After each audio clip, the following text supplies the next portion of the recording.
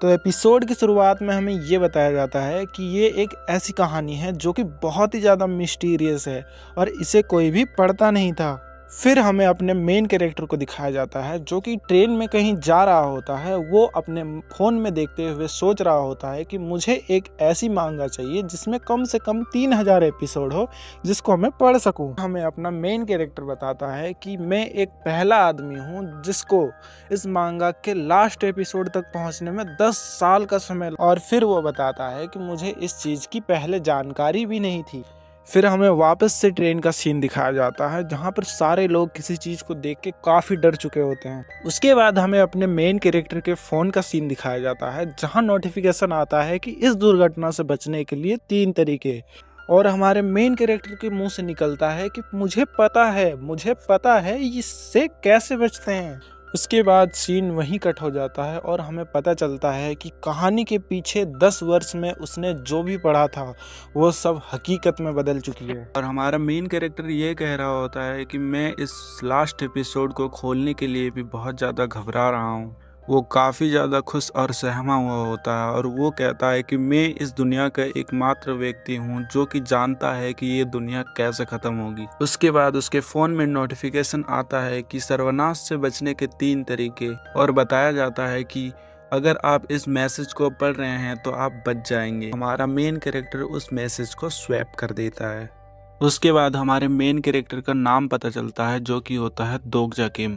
और वो हमें बताता है कि मैं अपने आप को इसी तरह से इंट्रोड्यूस करता हूँ पर 10 में से 9 बार लोग मुझे गलत समझ लेते हैं। मैं आपको ये बता दूं कि दोगजा का मतलब होता है इस दुनिया का एक लौता बच्चा। उसके बाद हमें अपने मेन कैरेक्टर का सीन दिखाया जाता है जो किसी आदमी से बात कर रहा होता है, लेकिन वो आदमी कहता है ओह तो तुम एक लौते बच्चे बचे हो। उसके बाद हमारा मेन कैरेक्टर माफ़ी मांगने लग जाता है कि लेकिन मेरा ये मतलब नहीं था। फिर वो आदमी चिल्लाते हुए कहने लग जाता है कि अच्छा तो तुम्हारा मतलब क्या था। और अब से हम अपने मेन कैरेक्टर को किम ही बुलाएंगे। तभी हमें किम के हाथों में एक कार्ड दिखाया जाता है और वो सोचता है कि पता नहीं मेरे पापा ने मुझे ये नाम क्यों दिया, वो तो बस ये चाहते थे कि मैं बड़ा होकर एक अच्छा पिता बनूं। उसके बाद किम बोलता है कि ये नाम मेरे पे एक अभिशाप की तरह है क्योंकि अभी तक वो अकेला रहा है और उसकी कोई पत्नी भी नहीं है। उसके बाद वो मैनेजर बोलता है कि अच्छा मैं समझ गया। फिर हमें अपने मेन कैरेक्टर का स्टेटस दिखाया जाता है जिसका पूरा नाम दोगजा किम है। वो 28 साल का है और वो एक 3rd रेट के कॉलेज से ग्रेजुएट हुआ है। बाद सीन प्रेजेंट में आ जाता है जहां हमारा मेन कैरेक्टर किम बताता है कि वो मेट्रो में बैठ के नॉवल पढ़ने का शौकीन है और वो अभी काम से घर जा रहा था। और वो बताता है कि आज का जो सफ़र है वो बाकी सभी सफ़र से अलग लग रहा है। तभी उसको एक लड़की की आवाज़ आती है और वो कहती है कि ओह अगर तुम इस तरह फ़ोन में लगे रहे तो फ़ोन में ही उलझ जाओगे। उसके बाद कैमरा शिफ्ट होता है और हमें एक बहुत ही ज़्यादा खूबसूरत लड़की को दिखाया जाता है। किम उसको देख के लड़खड़ा जाता है और बोलता है हेलो। तभी वो लड़की उससे पूछती है कि क्या तुम घर जा रहे हो। तो वो लड़की जिसका नाम संगयू है वो बताती है कि मैं बहुत खुशनसीब हूँ कि मेरा टीम मैनेजर बिजनेस ट्रिप पे गया हुआ है, इसीलिए मैं घर के लिए जा रही हूँ। फिर हमें किम का सीन दिखाया जाता है जो कि काफ़ी शर्मा रहा होता है और वो कहता है कि मुझे यकीन नहीं हो रहा कि मैं अपने ऑफिस की सबसे खूबसूरत लड़की के साथ घर जा रहा हूँ। और वो उसके बालों की खुशबू से पागल हो रहा होता है। तब संगयू किम से पूछती है कि क्या तुम घर जाने के लिए हमेशा मेट्रो का इस्तेमाल करते हो। पर किम खुद में ही खोया हुआ होता है। वो सोच रहा होता है कि ये हमारे ऑफिस की सबसे खूबसूरत लड़की है, इसको घर तक छोड़ने के लिए तो लोग अपने गुर्दे उड़ा देते होंगे। तभी किम को होश आता है और वो बोलता है कि हाँ, और वो उससे पूछता है कि क्या तुम बाइक से आते जाते हो। संगयू उससे बताती है कि उसका साइकिल किसी ने चोरी कर लिया है और वो काम की वजह से काफ़ी ज़्यादा ओवर स्ट्रेस भी है, तो वो छुट्टी लेने की सोच रही है। और तभी वो एक दूसरे को देख के मुस्कुराने लग जाते हैं। किम सोचता है कि क्यों ऑफिस के सारे लड़के इसके दीवाने हैं और वो सोचता है कि खैर मुझे इन बातों से कोई फ़र्क नहीं पड़ता क्योंकि हम दोनों की लाइफ पूरी तरह से अलग है। उसके बाद संगयू अपना फ़ोन फ़ोन निकाल के स्पेनिश में कुछ पढ़ने लग जाता। तो किम उससे कहता है कि तुम पढ़ाई में काफ़ी मेहनत कर रहे हो। तभी संगयू किम से पूछती है कि तुम्हारा क्या, तुम क्या पढ़ रहे हो। संगयू किम के फ़ोन में झांकने लग जाती है। किम के फ़ोन में देखते ही अचानक से बावली हो जाती है और वो कहती है कि मुझे नॉवल बहुत ज़्यादा पसंद है और उसके जो फेवरेट राइटर है वो हिनोकामी हाकुरी है। किम को पसीने आने लग जाते हैं। तभी संगयू किम से पूछती है कि तुम्हारा फेवरेट ऑथर कौन है, और किम उससे बताता है कि मैं अगर तुम्हें बताऊं भी तो भी तुम्हें समझ नहीं आएगा। और किम मन में सोचता है कि मैं उससे कभी नहीं बता सकता कि मैं क्या पढ़ रहा हूँ। और वो सोचता है कि ये सही भी है, क्योंकि मेट्रो से घर जाते समय ही वो नॉवेल्स पढ़ता है कि हालांकि मुझे अपने शौक पर कोई गर्व नहीं है। उसके दिमाग में फिर से ये बात आती है कि आज का दिन बाकी दिनों से काफ़ी अलग लग रहा है। ये बात किम कहता है कि लोग कुछ भी कहे, पर किम हमें बताता है कि लोग उसे कुछ भी कहे, लेकिन ये नॉवेल उसके लिए बहुत ही ज़्यादा खास है। और वो हमें बताता है कि वो इस नॉवेल को तब से पढ़ रहा है जब वो 8th क्लास पे था और जब लोग उसे बुली करते थे। किम हमें बताता है कि जब वो एंट्रांस एग्जाम में फेल हो गया तो उसे 3rd रेट की एक कॉलेज मिली, जिसके कारण उसे मिलिट्री में सेवा देनी पड़ी। और मैं ये आपको क्लियर कर दूं कि जो भी कोरिया में फेल हो जाता है एंट्रांस एग्जाम में तो उसे मिलिट्री में सेवा देनी पड़ती है, मतलब कि वहाँ ज्वाइन होना पड़ता है। फिर किम का सीन दिखाया जाता है जो फोन में देखते हुए बता रहा होता है कि बहुत ही अफसोस की बात है कि ये दुनिया अब खत्म होने वाली है। किम बताता है कि ये नॉवेल अब खत्म होने वाली है क्योंकि वो नॉवेल पढ़ रहा था। और किम बताता है कि उसे पता नहीं था कि इस नॉवेल को पढ़ने में उसे इतना ज्यादा समय लग जाएगा। फिर वो सोचता है कि बस ये मेरे लिए लिखी गई एक नॉवेल थी जिसको मैं पढ़ रहा हूँ। फिर किम बताता है कि ये मेरा फेवरेट राइटर है और मैं इसे सुपर चैट देके थैंक यू बोलना चाहता हूँ, लेकिन फिर वो बताता है कि मेरे लिए तो गुजारा करना भी बहुत ज़्यादा मुश्किल है। उसके बाद किम राइटर को एक नोट लिख देता है जिसमें वो उसको थैंक यू बोलता है। किम पूरी तरह फोन में घुसा होता है तुम लोगों की तरह ही। तभी संगयू कहती है कि ओह जरा सोचो, हमने पिछले साल इसी समय ऑफिस ज्वाइन किया था और 1 साल बीत भी गया।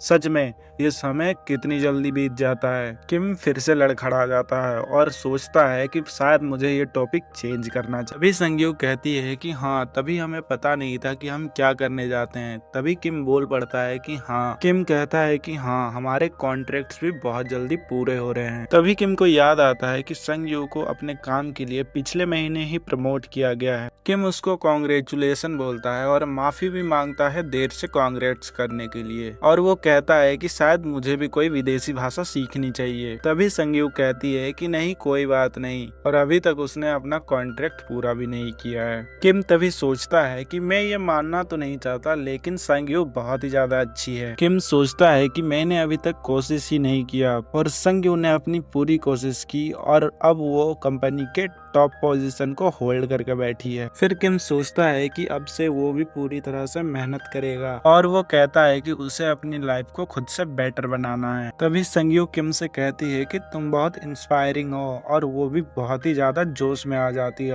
और वो कहती है कि अब से वो भी उसके लाइफ को काफी ज्यादा बेटर बनाएगी। और किम सोचता है कि चलो कम से कम इसकी बातें तो बंद हुई।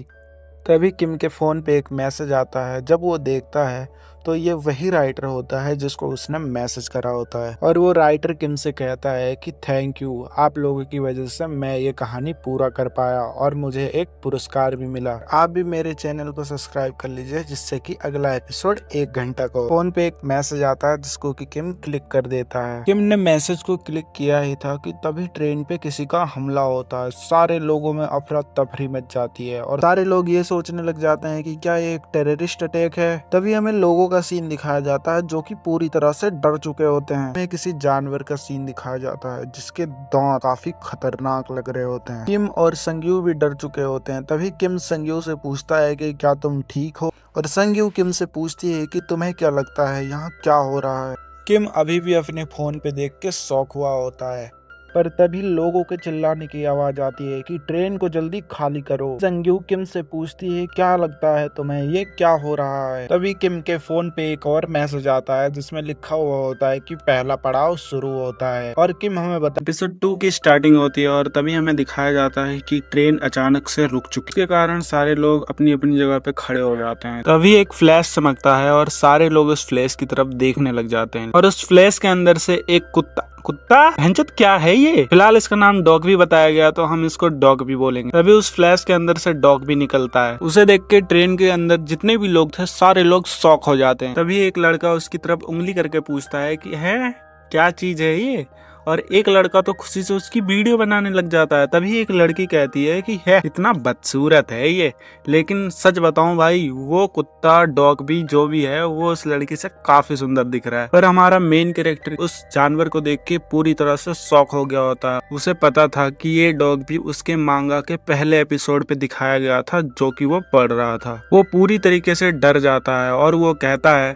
कि इम्पॉसिबल, ये डॉग भी पूरी तरह से मेरे सामने है। पर किम इस सच्चाई को नकार भी नहीं सकता था। तभी संग्यू बोलती है कि लगता है ये स्पेनिश भाषा बोल रहा है और क्या मुझे इससे बात करना चाहिए। तभी किम उससे कहता है कि तुम्हें तो पता भी नहीं है ये चीज क्या है और क्या तुम इससे पैसे उधार मांगने वाले हो। तभी डॉग भी चिल्लाता है और कहता है कि क्या अब तुम सब सारे मुझे सुन सकते हो। तभी एक बंदा हमारे भी से एटीट्यूड में बोलता है कि क्या तुम कोई फिल्म बना रहे हो, मुझे भी अपने ऑडिशन में जाना है। तभी डॉग भी उस बंदे से पूछता है कि क्या तुम्हारा ऑडिशन है और वो उससे सॉरी बोलता है। डॉग भी कहता है कि सारे लोग शांत हो जाओ, मुझे तुम सबसे कुछ जरूरी बात करनी है। तभी एक बंदा चिल्लाते हुए पूछता है कि तुम हमारे साथ ऐसा नहीं कर सकते, जल्दी से ट्रेन को स्टार्ट करो। तभी एक और आदमी उसका साथ देते हुए कहता है कि हम पहले से बहुत ज्यादा लेट हैं और तुम हमारे समय की भरपाई नहीं कर सकते। तभी एक छोटी बच्ची उसको देखते हुए कहती है कि मम्मी क्या ये एक कार्टून है। तभी मेन कैरेक्टर किम कहता है कि मुझे पता है कि ये कहानी कैसे आगे बढ़ेगी और मुझे इन लोगों को रोकना पड़ेगा। पर अब भी किम शौक में होता है। तभी संग हिलने लग जाती है और किम उससे रोकते हुए कहता है कि संग हिलना मत। तभी डॉग भी का सीन दिखाया जाता है जो अपने सर पे हाथ मारते हुए कहता है कि बहुत हुआ, तुम लोग बहुत शोर मचा रहे हो। डॉग भी अपने एग्रेसिव लुक में आते हुए कहता है कि चुप हो जाओ और वो उस ऑडिशन वाले बंदे का सर चबा जाता है। तभी 2 मिनट के लिए पूरा ट्रेन शांत हो जाता है और हमें उस बंदे के सर का सीन दिखाया जाता है जहां से खून पिचकते हुए केचप की तरह निकलता है। तभी किम का सीन दिखाया जाता है जिसके भी पसीने आ गए होते हैं और वो कहता है कि मुझे ये मानने में बहुत एनोइंग लग रहा है पर ये कोई सपना नहीं है, मुझे ये मानना ही होगा। तभी डॉग भी चिल्लाते हुए कहता है कि तुम लोगों ने अब तक बहुत अच्छी जिंदगी जी ली, तुम लोग फ्री का खाते थे, तुम लोग फ्री सांस लेते थे और तुम लोग काफी अच्छी जिंदगी जीते थे,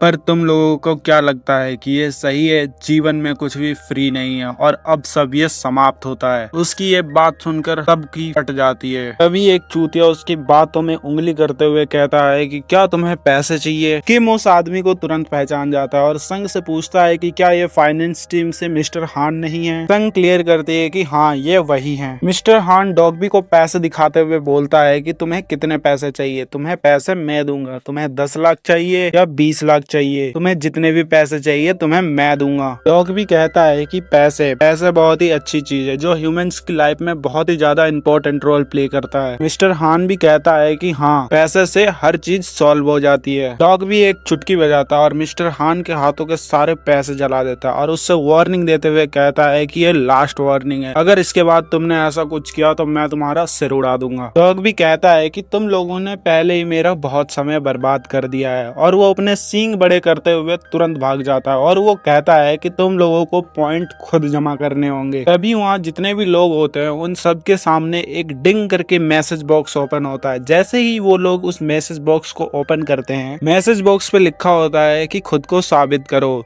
तुम्हें 1 से ज्यादा लाइव एनिमल्स या ह्यूमंस को मारना पड़ेगा और उससे तुम्हें 300 पॉइंट्स मिलेंगे। पर मजे की बात यह है कि ये तुम्हें 30 मिनट के अंदर करना है और अगर तुम कोई भी फेल होते हो तो तुम मारे जाओगे। और डॉग भी सभी को गुड लक करता है और कहता है कि मैं एक बहुत ही अच्छी स्टोरी देखने की उम्मीद करता हूँ। तभी संग्यू पुलिस को कॉल करने लग जाती है और संग्यू कहती है पुलिस भी फोन नहीं उठ। भी किम उससे कहता है कि शांत हो जाओ। किम संग्यू से पूछता है कि क्या तुमने हाल ही में रिलीज हुई एपोक्लिप्स गेम खेली है जिसपे बस कुछ ही लोग सरवाइव कर पाते हैं। तो संग्यू कहती है कि हाँ मैंने वो खेली है, पर उससे इसका क्या मतलब। किम बताता है कि तुम ये मान लो कि हम भी अब से उस गेम का हिस्सा बन चुके हैं। संग्यू कहती है गेम। किम कहता है कि हाँ एक गेम, और हर गेम के कुछ न कुछ रूल्स होते हैं और हमें उस रूल्स को बस पता करना है। किम देखता है कि लोग उस आदमी की लाश को देख के काफी डर चुके होते हैं जिसे कि डॉगवी ने मार दिया था। किम कहता है कि मुझे ये अभी भी मानने में घबराहट हो रही है कि ये सच है, लेकिन वो उसे नकार भी नहीं सकता है। तभी हमें दरवाजे का सीन दिखाया जाता है जहाँ एक आदमी हाथ पीटते हुए कह रहा था कि कोई इस दरवाजे को खोलो। किम कहता है कि जैसे कि मैं 10 साल से पढ़ रहा था कि दुर्घटना से बचने के लिए 3 तरीके, और वो सोचता है कि उसे क्या करना होगा जिंदा रहने के लिए। तभी एक आदमी आगे आता है और कहता है कि जैसा कि आप सब जानते हैं कि ये एक दुर्घटना है और मैं अब से ये सब संभाल लूंगा। तभी लोग उससे पूछने लग जाते हैं कि तुम कौन हो।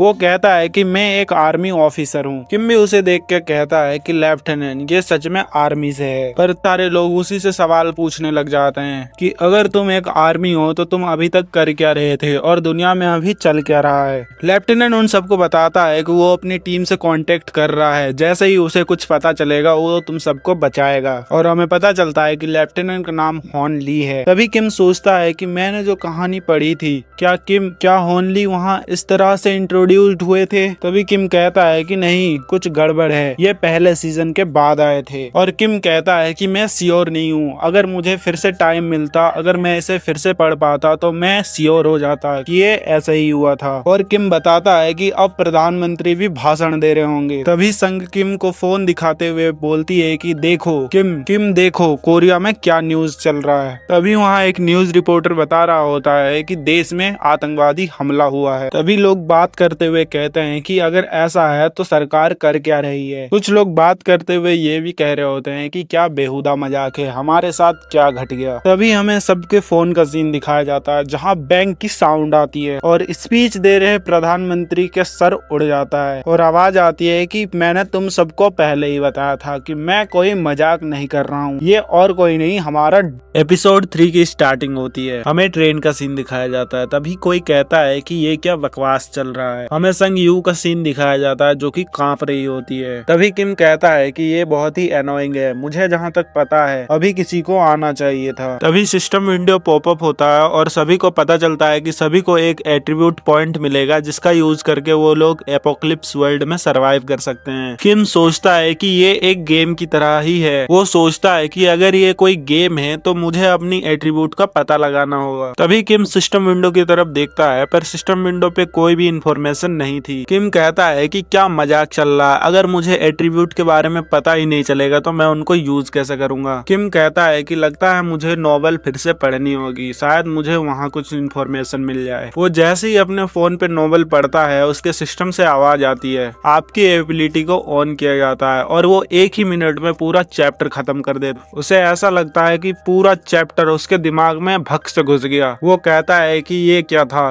क्या ये मेरी एबिलिटी थी, और वो इसके लिए थैंक्स बोलता है। तभी उसे कुछ याद आता है और वो ट्रेन के केबिन नंबर की तरफ देखने लग जाता है, केबिन नंबर 3707। वो कहता है कि मुझे याद आया, मुझे क्यों आसपास की चीजें कुछ ठीक नहीं लग रही। और वो कहता है कि इस नॉवेल का जो प्रोटोगेनिस्ट है वो भी इस ट्रेन के पिछले केबिन में है। किम के दिमाग में एक बात क्लिक करती है, केबिन नंबर 3807, और उसे सोच के वो भी डर जाता है। हमें संग यू का सीन दिखाया जाता है जो कि 3807 केबिन नंबर से आने वाली आवाजों को सुनकर काफी ज्यादा डर चुकी होती है। वो किम से कहती है कि किम क्या हमें अंदर जाके देखना चाहिए कि वहाँ क्या हो रहा है। किम के भी पसीने आगे होते हैं। वो कहता है कि बहुत ज्यादा देर हो चुकी है, मुझे लगता है वहाँ बस 2 लोग बचे होंगे। तभी सीन शिफ्ट होता है और हमें केबिन 3807 का सीन दिखाया जाता है जहाँ पर एक आदमी से कह रहा होता है कि क्या लगता है तुम कहाँ जा रहे हो, और वो बेरहमी से उस आदमी को मार देता है। और वो उस मरे हुए आदमी से कहता है कि क्या मैंने तुम्हें चुप चुप रहने के लिए नहीं कहा था। फिर हमें किम का सीन दिखाया जाता है जो कि संग को देख के सोच रहा होता है, मुझे लगता है संग भी मर जाएगी, इस केबिन में उन दोनों को छोड़कर सारे लोग मर जाएंगे। तभी सीन शिफ्ट होता है और हमें मिस्टर हान को दिखाया जाता है जो कि उस साइको के हाथ को पकड़ के बोल रहे होते हैं कि क्या तुम्हारे घर वालों ने बड़ों से तमीज से बात करना नहीं सिखाया। फिर वहाँ अचानक से स्मोक आने लग जाता है। किम भागते हुए सोचता है कि ये स्मोक आ कहां से रहा है और वो तेजी से भागते हुए जाके उस साइको के पेट पे एक शोल्डर पुश मारता है। वो साइको काफी दूर जाके गिरता है और वो कहता है कि आह क्या बकवास है, और वो साइको किम से कहता है कि भाड़ में जाओ, तुम्हारी प्रॉब्लम क्या है। किम कहता है कि मुझे ऐसा लगा कि मैंने किसी को बचाने के लिए इसे धक्का दिया, पर मेरा ये मकसद नहीं था। वो किसी चीज को ढूंढ रहा होता है और सोचते हुए कहता है कि इसे यहीं कहीं होना चाहिए। तभी उसे वो मिल जाता है। वो उस बच्चे से कहता है कि मुझे माफ करना, पर क्या तुम मुझे ये दे सकते हो। और किम उस ग्रास ओपर्स के बॉक्स से एक ग्रास ओपर निकाल के उस बच्चे को देता है। फिर वो चिल्लाते हुए कहता है कि तुम लोग क्या कर रहे हो, उस बुढ़ी को मारने से तुम लोग जिंदा नहीं बच जाओगे। तभी हमें पता चलता है कि कोई किसी बुढ़ी को पकड़ के पेलने वाला होता है। किम चिल्लाते हुए कहता है कि अगर हमने उस बुढ़ी महिला को मार दिया तो हम कुछ समय के लिए जीवित रह सकते हैं, पर उसके आगे क्या होगा। और वो कहता है कि हमें टाइम खरीदने के लिए किसी न किसी एनिमल को मारना होगा। के पीछे से एक बंदा बोलता है कि अगर उस डॉगी ने जो भी बोला वो सच है तो हमें किसी न किसी इंसान को भी पकड़ के मारना ही होगा, तभी हम जिंदा रह सकते हैं। हमें साइको को दिखाया जाता है जो कि किम की तरफ डरावना लुक देते हुए बोल रहा होता है कि जब हमें किसी न किसी को मारना ही है तो हम क्यों ना तुम्हारे जैसे लूजर्स को मार डाले। किम उससे कहता है कि मुझे पता था तुम कुछ न कुछ ऐसा ही बोलने वाले हो, और वो कहता है कि हम अपनी जिंदगी के साथ जुआ क्यों खेले। और किम चिल्लाते हुए कहता है कि क्या आप लोगों ने सुना नहीं था, हमें किसी जिंदा इंसान को नहीं मारना है, हमें किसी भी जिंदा चीज को मारना है, जैसे कि कोई कीड़ा। और ये सुन के उस साइको का भी मुंह बन जाता है। किम उस बॉक्स से एक ग्रास ओपर निकाल के कहता है कि हमें किसी लिविंग ऑर्गेनिम्स को मारना होगा, ना कि इंसान को। और ये देख के सारे लोग एग्रेसिव हो जाते हैं। अगर आपको नेक्स्ट पार्ट चाहिए तो प्लीज कमेंट करें, मैं आपके लिए अगला एपिसोड 1 घंटे का रिकॉर्ड करूंगा।